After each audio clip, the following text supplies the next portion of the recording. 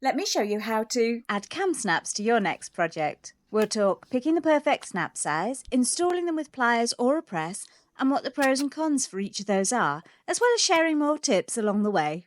To make one snap closure, you'll need 4 parts. 2 back caps, these have prongs that go through the fabric. On the other side of the fabric goes either a socket, which is the female part with the wider hole, or a stud, which is the male part with the taller circle in the middle. You can get different size snaps. Although it's tempting to pick the size based on what might look prettiest, keep in mind that the prong size is proportional unless you're getting special extra long prong snaps. Too long a prong and there'll be too much plastic to flatten out properly inside the snap, which will make it hard to close it. Too short and there won't be enough sticking out for a secure hold, so it'll pop apart and break easily. Size 20, which also gets called T5, is the most commonly used size.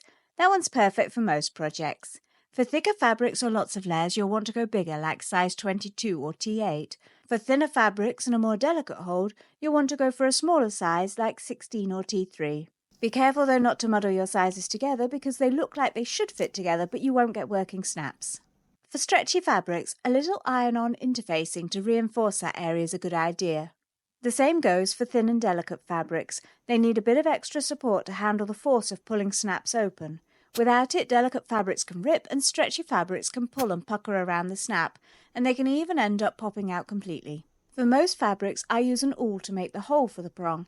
It pushes a gap between the fabric fibres, which avoids creating an actual cut hole, because that would fray or pull apart, which would make your snap pop out. A tiny punched hole would be fine for something like vinyl or leather though.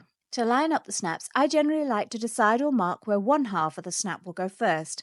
Then when it's in place, I can feel through the fabric where the centre of the snap is to decide where to put the prong on the other side. Then I know I can't mismeasure it and it'll always line up perfectly. They don't come off easily without removal parts for your pliers or press, so it's better to make sure you're putting them in right the first time round. To join the cap to the stud or the socket, it needs enough pressure to crush the plastic at the end of the prong. This flattens it out and holds it all in position. Most people like to do this with pliers because they're cheap and they're quick to grab and use.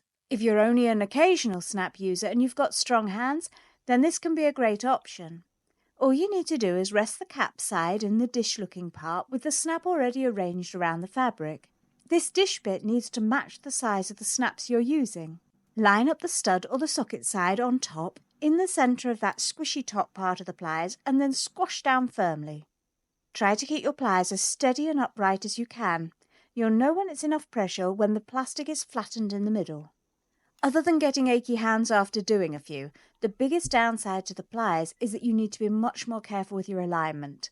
If you aren't quite centred, the pliers aren't perfectly upright, or you squeeze your pliers with a bit of side pressure, those squashy parts at the top can allow movements, which means that one side of your prong will be squashed more than the other. Although it looks very, very minor, wonky parts mean that the snaps won't quite line up as perfectly.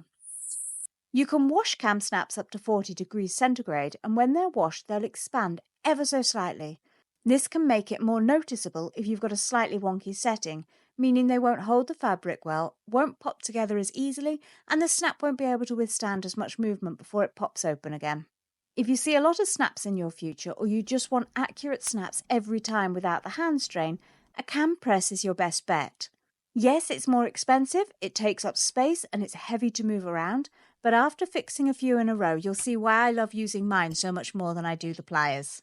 This time we have the same bottom dish-looking part for the cap to sit in, but we have different die parts for the stud and the socket. These parts fit perfectly, so there's no possibility of movement, so you won't get wonky snaps. You'll know you have the right one for each part because they don't fit the wrong way around. All the parts here need to match the size of the snaps. Like the pliers, the back cap goes in the bottom, and the stud or the socket part faces up to the top. Then like the pliers, you need just the right amount of pressure. Too little and the prong won't squash enough, so it'll come straight off when you try to pull it out of the press or ping off when you try to unsnap it. I've never been able to over-crush them, but if you're very strong like hubby, you might accidentally damage the pieces if you do push too hard. Once you've done one side, you just need to swap the die parts over. This is easily done with an Allen key to be able to install the other side of your cam snap. Then they're done. Easy as that. If you enjoyed this, don't forget to hit like and follow us, and we'll bring you more soon. Bye now.